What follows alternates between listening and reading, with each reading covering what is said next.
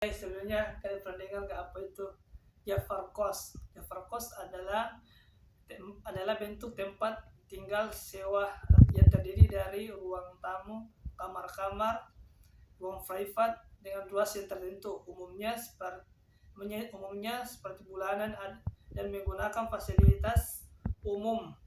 Biasanya menggunakan umum seperti ada dapur, ruang tamu, dan area parkir. Tipe kos ada dua, yaitu tipe kos populer atau tipe kos standar, yang fasilitas kamar dan tempat tidurnya yang dasar itu seperti ada lemari, kasur, dan kamar mandi. Biasanya digunakan bersama penghuni kos lainnya. Yang kedua, tipe kos eksklusif atau yang populer, dilengkapi dengan fasilitas premium seperti ada kamar mandi, wifi, AC, TV, dan lain sebagainya. Beberapa bahkan menyediakan layanan cuci baju